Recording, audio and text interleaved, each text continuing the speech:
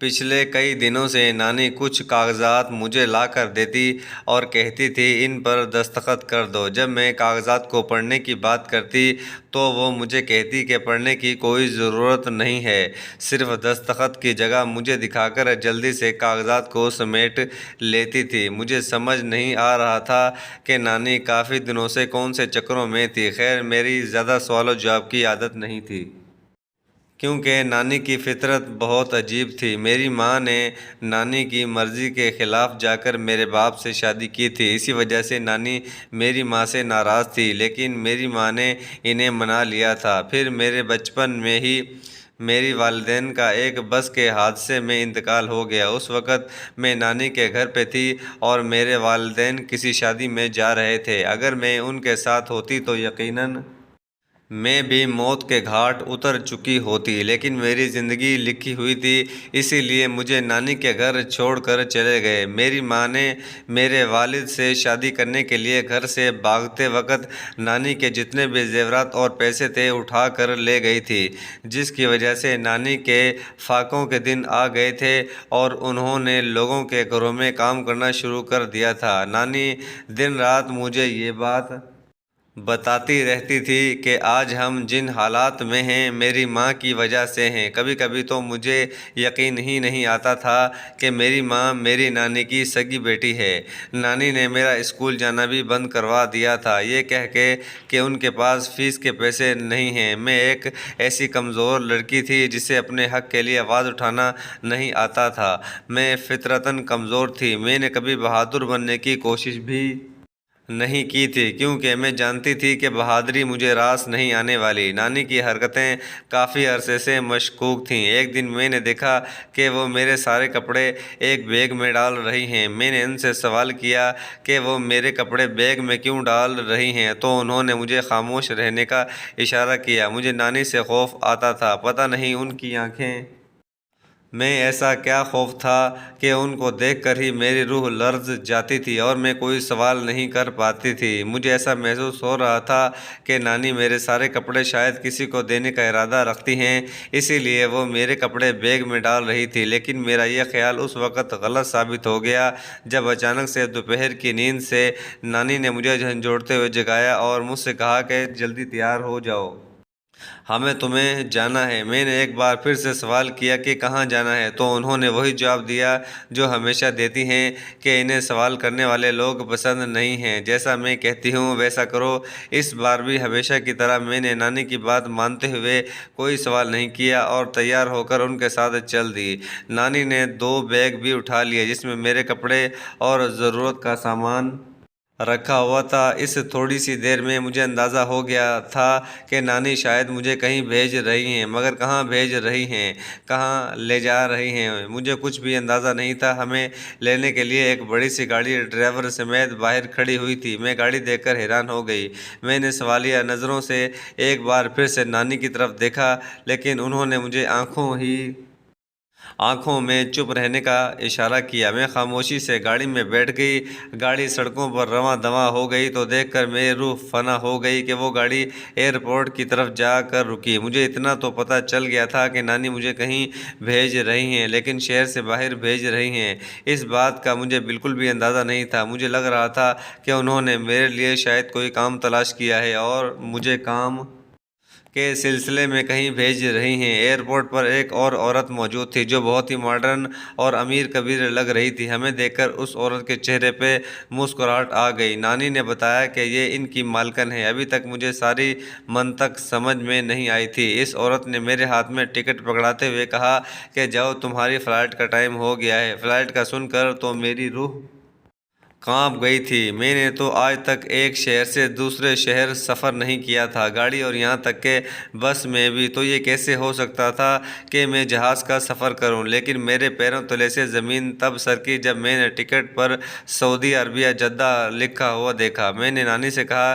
کہ وہ مجھے سعودیہ بھیج رہی ہیں، تو انہوں نے کہا کہ ہاں، تمہارے بھلے کے لیے بھیج رہی ہوں، وہاں پہ تمہیں کام مل گیا ہے، بس تم نے کام کرنا ہے۔ میں زیادہ پڑھی لکھی نہیں تھی لیکن بالکل بھی جاہل گوار نہیں تھی۔ میں نے میٹرک تک تعلیم حاصل کی تھی۔ میری آنکھوں میں آنسو آ گئے اور میں نے نانی سے کہا کہ نانی، کیا آپ نے میرا سودا کر دیا ہے اور آپ مجھے بیچ رہی ہیں؟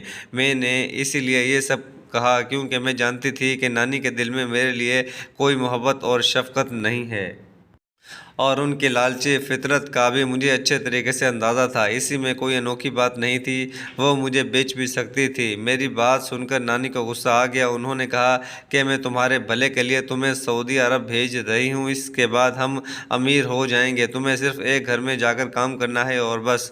میں نے کہا کہ مجھے باہر جانے کا کوئی اتا پتہ نہیں ہے، میں تو گھر سے باہر بھی زیادہ نہیں نکلتی ہوں، کیسے میں اپنے ملک سے دوسرے ملک جا سکتی ہوں؟ نانی نے کہا کہ وہاں مجھے لینے کے لیے ایک عورت آئے گی، مجھے پریشان ہونے کی ضرورت نہیں ہے، وہ پاکستانی عورت ہے، اسے اردو آتی ہے اور وہ مجھے عربی سکھا دے گی، وہ مالکن کی بہن ہے۔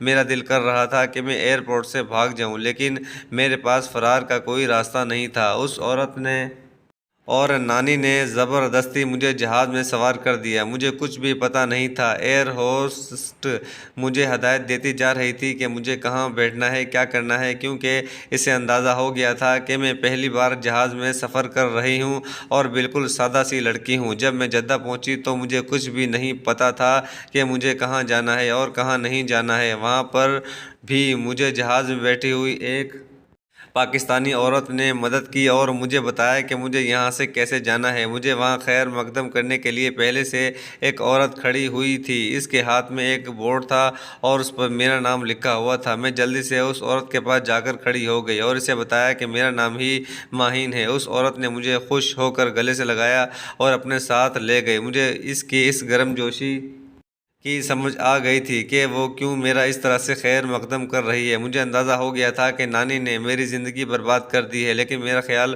اس عورت کے گھر جا کر غلط ثابت ہو گیا۔ اس عورت نے واقعی مجھے گھر کے کاموں کے لیے رکھا تھا۔ مجھے اپنے خیال پر افسوس ہونے لگا کہ میں نے کیوں نانی کے متعلق اس طرح کی غلط بات سوچی۔ نانی نے میرا بھلا سوچتے ہوئے ہی مجھے یہاں بھیجا تھا اور مجھے لگا کہ نانی نے میرا سودا کر دیا ہے۔ میں خوشی خوشی اس گھر کے کام کرنے لگی۔ میری مالکن نے مجھ سے کہا کہ روزانہ شام کو استاد آئے گا جو مجھے عربی سکھائے گا۔ میں نے مالکن سے کہا کہ عربی سیکھنے کی ضرورت کیا ہے، آپ کو تو اردو آتی ہے، مجھے کوئی مسئلہ نہیں۔ میری مالکن نے کہا کہ میری زندگی کا کوئی بھروسہ نہیں ہے اور اگر مجھے کچھ ہو گیا تو تم کہاں جاؤ گی؟ تم اس ملک میں رہتی ہو اور عربی سیکھنا بہت ضروری ہے۔ میں نے قرآن پاک پڑھا ہوا تھا اور مجھے تھوڑی بہت عربی آتی تھی، لیکن مجھے مالکن کی بات سچ لگی کہ مجھے عربی سیکھنے کی ضرورت ہے، کیونکہ اب میں ایک عرب ملک میں رہتی ہوں۔ مجھے یہاں رہتے ہوئے اچھا محسوس ہو رہا تھا۔ یہ جگہ کم از کم نانی کے گھر سے تو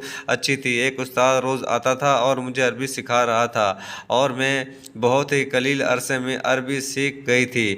کافی حد تک جب میں نے عربی سیکھی تو میرے اندر ایک اعتماد پیدا ہو گیا تھا۔ تب مجھے احساس ہوا کہ مالکن کا بہت بڑا احسان ہے جو انہوں نے مجھے عربی سکھائی۔ اس ملک میں رہتے ہوئے یہ زبان میرے بہت کام آنے والی تھی، لیکن میں اپنی مالکن کے ارادوں سے ناواقف تھی اور ان کی احسان مند تھی۔ مجھے عربی سکھانے کے پیچھے مالکن کی کیا نیت تھی، مجھے بالکل بھی پتہ نہیں چل سکا۔ ایک دن میں نے اپنی مالکن کو اپنی نانی سے فون پر بات کرتے ہوئے سنا تو وہ میری نانی سے کہہ رہی تھی کہ میں نے 5,000 ریال میں تمہیں بھیج دیے ہیں۔ اتنی بڑی رقم کا سن کر تو میرے پیروں تلے سے زمین سرک گئی۔ میں مالکن کے گھر کا تھوڑا سا کام کرتی تھی اور اس کے بدلے میں مالکن میری نانی کو اتنی بڑی رقم بھیج رہی تھی۔ آخر کیوں؟ اس رات مجھے نیند بھی ٹھیک سے نہیں آئی تھی۔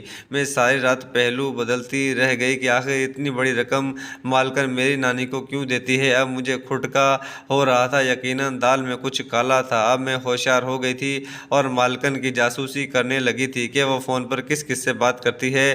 مجھے فائدہ یہ ہوا تھا کہ اب مجھے عربی آ گئی تھی۔ مجھے احساس ہوا کہ مالکن کوڈ میرے دل میں ذرا برابر شک نہیں آیا تھا۔ انہوں نے واقعی مجھے عمرہ کروایا، لیکن عمرہ کروانے کے بعد وہ مجھے اپنے گھر میں لے کر جانے کے بجائے کہیں اور لے کر چلی۔ میں نے پوچھا کہ مجھے کہاں لے کر جا رہی ہیں تو انہوں نے کہا کہ میرا اور تمہارا ساتھ یہیں تک تھا، اب تمہاری منزل آگے ہے۔ ایسا کہتے ہوئے انہوں نے مجھے 3 اربوں کے حوالے کر دیا، یعنی کہ مجھے بیچ دیا تھا۔ میری تو روح فنا ہونے لگی تھی۔ یہ منظر دیکھ کے دیکھ کر اس سے پہلے کہ میں کوئی مزاحمت کرتی میری مالکن مجھے ان کی عربی مردوں کے پاس چھوڑ کر چلی گئی اور ان لوگوں نے مجھے گاڑی میں بیٹھنے کو کہا۔ میں نے بیٹھنے سے انکار کر دیا تو انہوں نے کہا کہ ہم نے تمہیں خرید لیا ہے اور اب ہم تمہارے مالک ہیں اور تمہیں وہی کرنا ہوگا جو ہم کہیں گے۔ یہ سن کر تو میرے سر پر آسمان گر گیا، لیکن وہ لوگ صحیح کہہ رہے تھے کہ مجھے اب وہی کرنا تھا جو وہ کہہ رہے تھے، کیونکہ میرے پاس نہ اپنا ویزا تھا نہ پاسپورٹ، کچھ بھی نہیں تھا، کوئی سامان نہیں تھا۔ تو مجھے میری مالکن کا عربی سکھانے کا مقصد بھی سمجھ میں آ گیا کہ وہ مجھے عربی مردوں میں بیچنا چاہتی ہے، اسی لیے اس نے مجھے پہلے سے عربی سکھا دی ہے۔ قیمت مالکن نے میری بہت بڑی قیمت لگائی تھی، میری آنکھوں میں آنسو آ گئے تھے، میرے لیے کوئی بھی انسان قابل اعتبار نہیں رہا تھا۔ وہ لوگ مجھے ایک بہت بڑے محل نما گھر میں لے کر گئے، مجھے بہت خوف محسوس ہو رہا تھا، میرا دل کر رہا تھا میں یہاں سے بھاگ جاؤں، لیکن جاتی تو کہاں جاتی۔ مجھے ان لوگوں کا مقصد سمجھ میں نہیں آ رہا تھا کہ ان لوگوں نے مجھے کیوں خریدا ہے۔ اس طرح سے یہ لوگ مجھے اس گھر میں لے کر آئے تھے۔ مجھے تھوڑی ہی دیر میں اندازہ ہو گیا تھا کہ کم از کم یہ لوگ میری عزت پر ہاتھ نہیں ڈالنے والے، اگر ایسا نہیں تھا تو پھر مجھے کیوں یہاں پر لے کر آئے تھے، اور سب سے بڑھ کر یہ کہ میری اتنی بڑی قیمت ان لوگوں نے کیوں ادا کی تھی۔ لیکن جب ان لوگوں نے مجھے یہاں لانے کا مقصد بتایا اور مجھ سے وہ کام کرنے کو کہا تو میرے پیروں تلے سے زمین سرک گئی تھی۔ میں ایسا گھٹیا کام کرنے کا سوچ بھی نہیں سکتی تھی۔ ان لوگوں نے کہا کہ میرے پاس اور کوئی چارہ نہیں ہے، مجھے ہر حال میں یہ کام کرنا ہوگا ورنہ انجام اچھا نہیں ہوگا۔ میں خاموش ہو گئی۔ ان لوگوں نے مجھے تیار کیا اور اس سے بھی بڑے محل میں لے کر آئے۔ اس محل میں ایک لڑکی بیٹھی ہوئی تھی جو دیکھنے میں ہی شہزادی لگ رہی تھی۔ انہوں نے مجھے بتایا کہ وہ مجھے شہزادی کے پاس چھوڑ کر جائیں گے۔ جب میں شہزادی کے پاس پہنچی تو مجھے دیکھ کر شہزادی بہت خوش ہوئی۔ اس نے مجھے کہا کہ مجھے اپنے لیے کنیز خاص کی ضرورت تھی، لیکن مجھے پاکستانی لڑکیاں بہت اچھی لگتی ہیں، اسی لیے میں نے اپنے والد سے کہا کہ مجھے پاکستانی لڑکی بطور کنیز چاہیے، لیکن اسے عربی آنی چاہیے۔ مجھے یقین ہے کہ یہاں بھیجنے سے پہلے تمہیں عربی سکھائی ہوگی۔ بھیجنے والوں نے اثبات میں سر ہلایا اور کہا کہ ہاں، مجھے یہاں لانے سے پہلے عربی سکھا دی گئی ہے۔ میری بات سن کر شہزادی بہت خوش ہو گئی۔ بعد میں مجھے معلوم ہوا کہ وہ یہاں کے ایک بہت بڑے شیخ کی بیٹی ہے اور وہ واقعی میں شہزادی جیسی ہے اور اسے سب شہزادی ہی کہہ کر پکارتے ہیں، لیکن شہزادی کی سیکیورٹی بہت سخت تھی اور کوئی عام انسان شہزادی کے آس پاس بھی نہیں بھٹک سکتا تھا۔ لیکن شہزادی کی یہ فرمائش تھی کہ اسے اپنے لیے کنیز خاص کے طور پر ایک پاکستانی لڑکی چاہیے، اسی لیے ان لوگوں نے مجھے شہزادی کی ملازمہ کے طور پر تیار کر کے بھیجا تھا۔ بظاہر تو یہ عام سا معاملہ تھا، مجھے خوش ہونا چاہیے تھا، لیکن میں خوش نہیں تھی، کیونکہ مجھے صرف شہزادی کی کنیز خاص بنا کر نہیں بھیجا گیا تھا، بلکہ مجھے ایک اور مقصد کے لیے بھیجا گیا تھا، اور وہ مجھ سے وہ کام کروایا جا رہا تھا جو کام کرنے کے بعد میں سیدھا جہنم میں جا سکتی تھی۔ اس دنیا میں جیل میرا مقدر ہوتی اور آخرت میں جہنم۔ اس کام کے تصور سے ہی میری روح لرز گئی تھی۔ شہزادی اتنی اچھی اور پیاری تھی، بہت زیادہ خلوص اور محبت والی تھی، میں شہزادی کے ساتھ ایسا کچھ کرنے کا سوچ بھی نہیں سکتی تھی۔ اور سب سے بڑی بات یہ کہ شہزادی نے کہا کہ اسے پاکستانی لڑکیاں پسند ہیں اور اسے پاکستانیوں پر بھروسہ ہے، اور 3 عربی مرد جو مجھے یہاں لے کر آئے تھے وہ یقیناً شہزادی کے خاص آدمیوں میں سے تھے، لیکن شہزادی ان کی نیت سے بالکل ناواقف تھی۔ یہ کام مجھ سے صرف اسی لیے کروایا جا رہا تھا کہ اگر جیل ہوتی تو مجھے اکیلی لڑکی کو ہوتی اور کوئی بھی میرا اعتبار نہیں کرتا۔ ان عربی مردوں نے مجھے 1 مہینے کا وقت دیا تھا اور اس 1 مہینے کے اندر مجھے یہ کام کرنا تھا۔ یہ 1 مہینہ میرا یہی سوچتے ہوئے گزرا تھا کہ میں اب کیا کروں گی۔ اس 1 مہینے میں مجھے شہزادی سے محبت ہو گئی تھی، کیونکہ وہ بہت معصوم اور پیاری سی لڑکی تھی اور اس کی شادی ہونے والی تھی۔ آخر میں نے فیصلہ کیا کہ ان مردوں کا راز شہزادی پر فاش کر دوں اور ساری حقیقت خود ہی اپنے منہ سے شہزادی کو بتا دوں، پھر میرے ساتھ جو بھی شہزادی کرنا چاہے کر لیں۔ میں نے اپنے اندر بہت ساری ہمت جمع کی اور شہزادی کے کمرے میں چلی گئی۔ مجھے دیکھ کر شہزادی حیران ہوئی، کیونکہ وہ سونے کی تیاری کر رہی تھی۔ میری اچانک آمد پر انہوں نے حیرت سے میری طرف دیکھا اور مجھ سے وجہ پوچھی تو میں نے ان سے کہا کہ میں ان سے آج ایک ایسی بات کرنے آئی ہوں جسے سن کر انہیں بہت برا لگے گا اور مجھ پر غصہ بھی آئے گا۔ لیکن میرے پاس کوئی اور چارہ نہیں ہے۔ سچائی بتانے کے علاوہ جیسے جیسے میں ساری سچائی شہزادی کو بتاتی جا رہی تھی، شہزادی کے چہرے کا رنگ فک ہوتا جا رہا تھا۔ مجھے لگا کہ شہزادی مجھے سزا دے گی، مجھ پہ غصہ کرے گی، لیکن ایسا کچھ نہیں ہوا۔ بدلے میں شہزادی نے نیچے کہا کہ تمہیں کیا انعام چاہیے؟ میں تمہیں انعام دینے کو تیار ہوں۔ تم نے مجھے سچائی بتا کر بہت بڑا احسان کیا ہے۔ مجھ پر آزادی کی بات سن کر میں حیران ہو گئی، میری آنکھوں میں آنسو آ گئے اور میں نے روتے ہوئے شہزادی سے کہا کہ میرا انعام یہی ہے کہ مجھے میرے ملک واپس بھیج دیں۔ میری بات سن کر شہزادی کے چہرے پہ مسکراہٹ آ گئی۔ اس نے کہا کہ اسی لیے میں نے کہا تھا کہ مجھے پاکستانی لڑکی چاہیے، کیونکہ مجھے پاکستانی لوگ بہت اچھے لگتے ہیں۔ تم بالکل بھی لالچی لڑکی نہیں ہو۔ مجھے اندازہ ہو گیا کہ میں تمہیں تمہارے ملک واپس بھیج دوں گی۔ شہزادی نے مجھے انعام کے طور پر بہت سارا پیسہ دے کر واپس پاکستان بھجوا دیا۔ میں نے شہزادی سے رخصت لیتے وقت کہا کہ اپنا بہت خیال رکھیں اور اپنے ارد گرد کے لوگوں کا اعتبار نہ کریں۔ یہ تو میں تھی کہ میں نے آپ کو ساری سچائی بتا دی۔ اگر میری جگہ کوئی اور ہوتی تو یقیناً اس وقت آپ کی جان لے چکی ہوتی۔ میری بات سن کر شہزادی کی آنکھوں میں آنسو آ گئے۔ وہ خود ایئرپورٹ چھوڑنے آئی تھی کیونکہ وہ مجھے بحفاظت پاکستان پہنچانا چاہتی تھی۔ شہزادی نے کہا کہ تمہارا بہت شکریہ، تم نے مجھے میرے ہی ملازمین کے مکروہ ارادوں سے واقف کروا دیا۔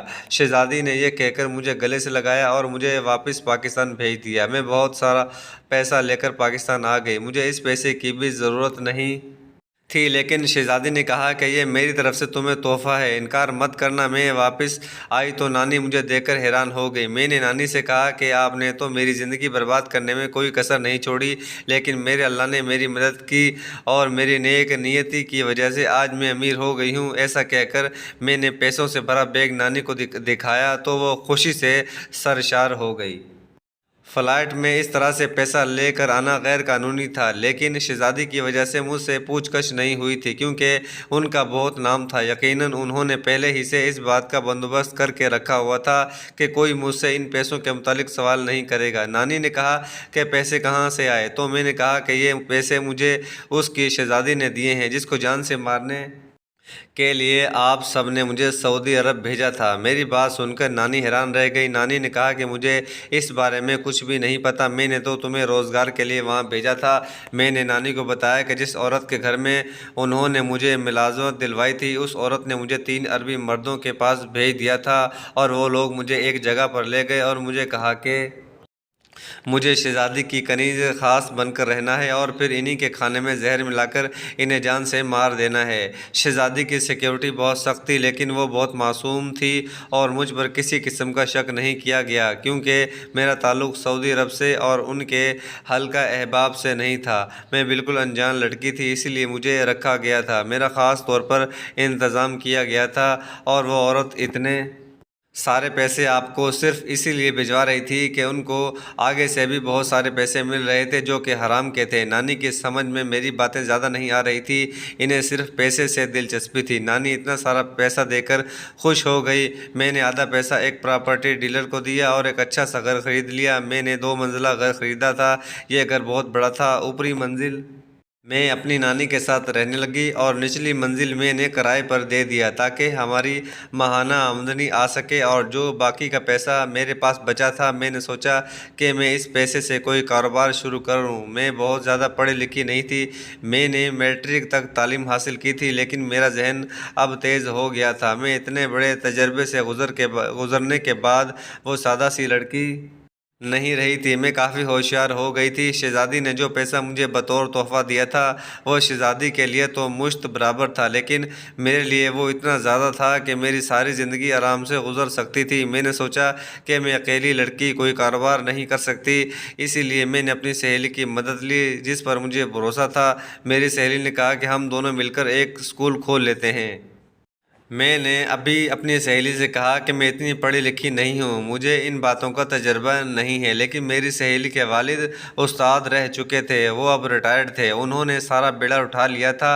وہ میں اپنے اسکول کے لیے تجربہ کار استاد مل گیا تھا۔ میری سہیلی کے والد نے سارا انتظام کیا اور سارا نظام بہت اچھے طریقے سے چلایا، اس طرح ان کا بھی روزگار چل گیا اور میری بھی مدد ہو گئی۔ بالآخر میں غربت کی چکی سے نکل آئی تھی۔ اللہ نے میری نیک نیتی کا مجھے صلہ دیا تھا۔ کچھ ہی عرصے بعد میری نانی کا بھی انتقال ہو گیا۔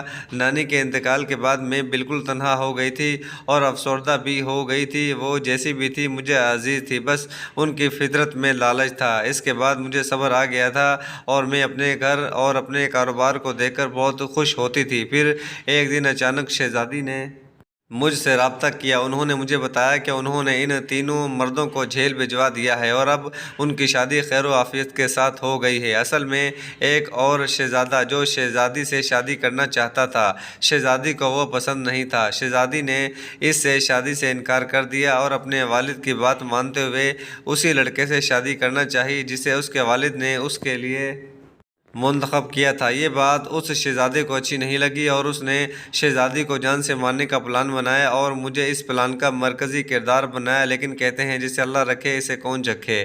شہزادی کو نقصان پہنچانے والے لوگوں کا انجام بہت برا ہوا تھا اور وہ سب لوگ جیل میں تھے اور شہزادی کی خیر سے شادی ہو گئی تھی۔ میں خوش تو بہت تھی لیکن تنہائی مجھے ڈس رہی تھی۔ میری سہیلی نے مجھے مشورہ دیا کہ میں شادی کر لوں۔ مجھے بھی سہیلی کا مشورہ اچھا لگا تھا۔ اب میں واقعی اپنا گھر بسانا چاہتی تھی لیکن میں دنیا میں بالکل اکیلی تھی۔ میری سہیلی نے بتایا کہ ان کا بھائی بچپن سے مجھے پسند کرتا ہے لیکن کبھی کہنے کی ہمت نہیں کی اور اب تو اس نے بالکل ہی امید چھوڑ دی، کیونکہ اس نے یہ سوچا کہ اگر اب وہ تم سے شادی کا کہے گا تو تم یہی سوچو گی کہ تمہاری دولت کی وجہ سے وہ تم سے شادی کر رہا ہے۔ اسی لیے اس نے مجھے تم سے بات کرنے سے منع کیا تھا، لیکن میں اس بات کی گواہ ہوں کہ وہ بچپن سے تم سے محبت کرتا ہے اور شادی کرنا چاہتا ہے۔ سہیلی کی بات نے مجھے حیرت میں مبتلا کر دیا تھا۔ واقعی میں جب اپنی سہیلی کے گھر جاتی تھی تو اس کا بھائی مجھے عجیب نگاہوں سے دیکھتا تھا۔ اس کی نظروں میں محبت مجھے کئی بار محسوس ہوئی تھی اور مجھے اس کی محبت پر یقین تھا۔ میں نے خود ہی اپنی سہیلی کے ذریعے شادی کا پیغام اس کے بھائی کو بھیجا تو اس نے یہ کہہ کر انکار کر دیا کہ تمہاری دولت کو دیکھ کر میں اپنے آپ کو بہت کم تر محسوس کر رہا ہوں، میں تمہارے لائق نہیں ہوں۔ میں نے کہا کہ محبت کے بیچ میں دولت نہیں آنی چاہیے، میں تنہا ہوں، مجھے سہارا چاہیے۔ ہم دونوں نے شادی کر لی اور آج میں ایک بہت ہی خوشگوار زندگی اپنے شوہر کے ساتھ گزار رہی ہوں۔ میرے نصیب میں دولت لکھی ہوئی تھی، میں غلط طریقے سے کرتی تب بھی مجھے یہ دولت ملنی تھی اور صحیح طریقہ اختیار کرتی تب بھی مجھے ملنی تھی۔ اللہ کا شکر ہے کہ میں نے صحیح طریقہ اختیار کیا، ورنہ شہزادی کو قتل کرنے پر بھی مجھے اس سے زیادہ دولت ملنے والی تھی۔ لیکن میں نے سوچا کہ اگر میرے نصیب میں دولت ہوگی تو مجھے ملے گی، اس کے لیے ضروری نہیں ہے کہ میں برا کام کروں۔ یہی سچ ہے کہ ہماری نصیب میں جو لکھا ہوتا ہے ہمیں وہ ملتا ہے، اب یہ ہم پر ہے کہ ہم اسے غلط طریقے سے حاصل کرتے ہیں یا صحیح طریقے سے۔ ویڈیو دیکھنے کا شکریہ۔